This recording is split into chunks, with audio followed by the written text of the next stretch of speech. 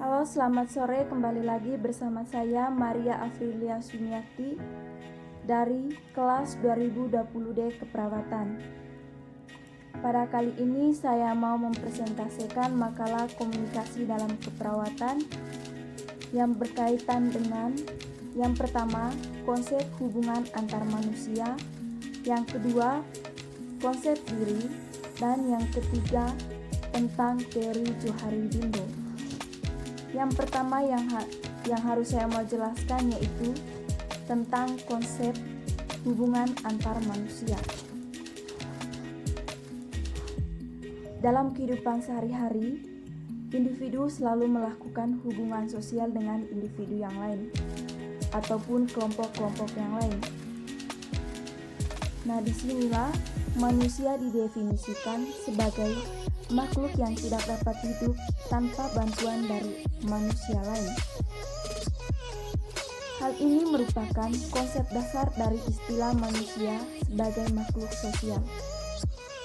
Dalam kehidupan sehari-hari, manusia selalu mengandalkan bantuan dari orang lain untuk bertahan hidup di dunia ini. Dalam kehidupan manusia terdapat istilah hak asasi manusia.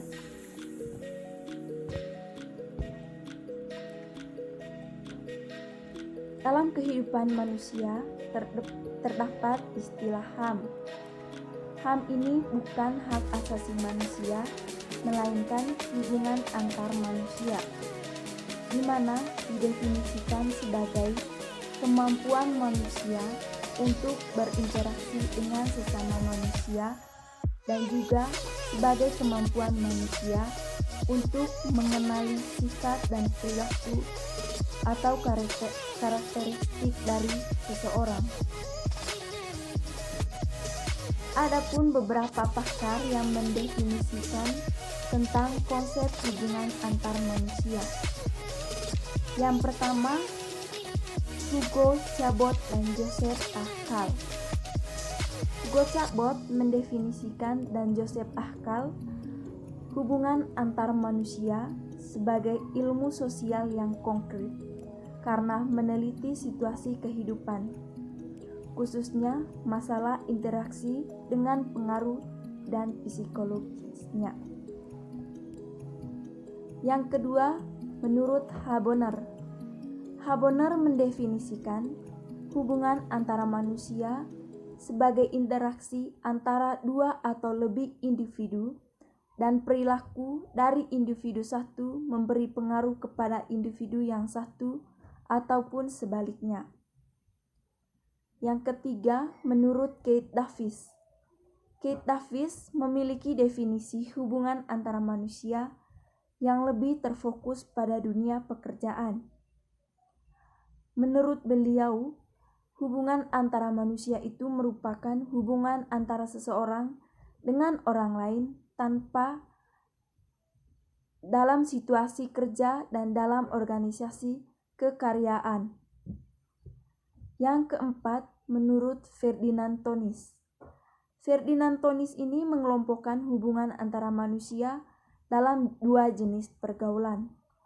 Yang pertama, Gemeinschaft, dan yang kedua, Gesellschaft. Dalam konsep hubungan manusia ini ada pun beberapa faktor yang mempengaruhinya. Yang pertama, faktor dasar interaksi sosial. Dan yang kedua, faktor penentu interaksi sosial.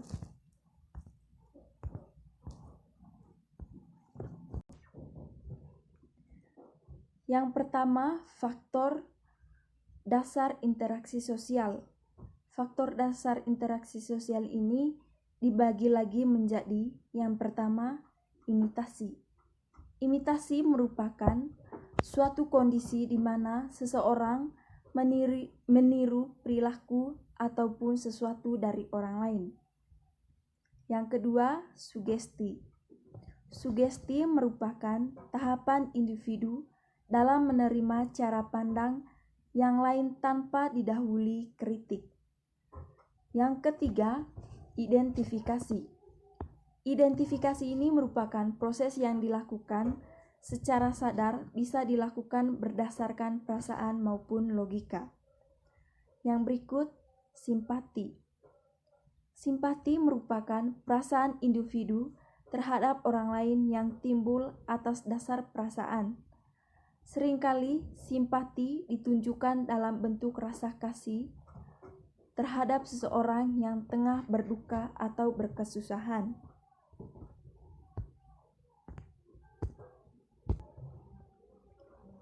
Yang berikut, faktor penentu interaksi sosial. Faktor penentu interaksi sosial ini dibagi lagi menjadi beberapa bagian. Yang pertama yaitu rasa percaya. Rasa percaya ini merupakan sebuah perilaku manusia dalam mengandalkan seseorang untuk mencapai tujuan yang dikehendaki, di mana pencapaiannya tidak memiliki kepastian dalam situasi yang berisiko. Yang kedua, sikap sportif. Dalam sikap sportif ini dibagi lagi menjadi beberapa bagian, yaitu yang pertama evaluasi, yang kedua kontrol dan orientasi masalah, dan yang ketiga strategi dan spontanitas. Yang berikut netralis dan empati, terus superioritas dan persamaan, dan yang terakhir kepastian dan profesionalisme. Faktor penentu interaksi yang ketiga yaitu sikap terbuka dan sikap tertutup. Sikap terbuka ini memiliki sikap ketika menilai pesan selalu secara objektif dengan berdasarkan data yang valid dan logika. Lebih bersifat profesionalisme. Sedangkan sikap tertutup yaitu sikap ketika menilai pesan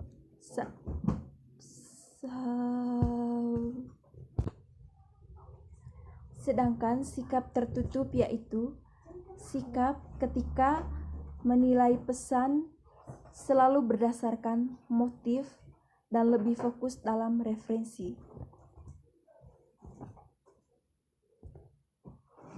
Yang kedua, konsep diri. Konsep diri adalah pemahaman tentang diri sendiri yang timbul akibat interaksi dengan orang lain. Konsep diri sendiri merupakan faktor yang menentukan dalam komunikasi kita dengan orang lain. Brooks dalam Jalaluddin Rahmat, kebanyakan ahli tentang diri setuju bahwa konsep diri sendiri secara jelas dapat terferensiasikan dan terstruktur, yang merupakan suatu keseluruhan yang stabil. Menurut Berg, dia menjelaskan bahwa perkembangan konsep diri diawali dari usia 2 tahun. Masa kanak-kanak awal, dirinya bersifat konkret, biasanya berdasarkan karakteristik nama, penampilan fisik, barang-barang milik, dan tingkah laku sehari-hari. Masa kanak-kanak pertengahan atau transformasi dalam pemahaman diri mulai menjelaskan diri dengan istilah-istilah sifat kepribadian, mulai dapat membandingkan karakteristik dirinya dengan PER-nya. Adapun di sini dari konsep diri yaitu beberapa dimensi. Yang pertama, dimensi konsep diri. Hall dan Lindsay mengemukakan bahwa diri mempunyai 2 makna berbeda: sikap, perasaan, persepsi, dan evaluasi tentang diri sebagai objek. Sementara berpikir, mengamati, dan melakukan aktivitas merupakan diri sebagai proses. Dimensi yang kedua yaitu dimensi internal. Dimensi internal ini meliputi diri, identitas, dan diri tingkah laku, dan juga diri penilaian. Yang ketiga, dimensi eksternal. Menurut Sarbin, kelompok-kelompok secara bersama-sama membentuk diri total. Sub-sub diri ini merupakan kerangka eksternal sebagai lawan dimensi internal. Dari dimensi eksternal terdapat sub-sub diri sebagai berikut. Diri fisik merupakan persepsi seseorang terhadap keadaan fisik, kesehatan, penampilan diri, dan gerak motorik dirinya. Dan yang ketiga yaitu tentang teori Johari Windo. Jendela Johari Windo merupakan sebuah teori yang digunakan untuk membantu orang dalam memahami hubungan antar dirinya sendiri dengan orang lain. Teori ini digagas oleh dua orang psikolog Amerika, yaitu Joseph Love dan Harrington Ingham pada tahun 1955. Teori Johari Windo disebut juga teori kesadaran diri mengenai perilaku maupun pikiran yang ada di dalam diri sendiri maupun di dalam diri orang lain. Window atau jendela merupakan suatu hal yang menggambarkan bahwa teori ini memiliki 4 bagian seperti jendela. Johari merupakan singkatan dari dua orang yang menciptakan teori tersebut, yaitu Jo berarti Joseph dan Hari berarti Harrington. Konsep teori Johari Windo digunakan untuk menciptakan hubungan intrapersonal dan interpersonal, di mana hubungan pada diri sendiri dan hubungan antara diri sendiri dan orang lain.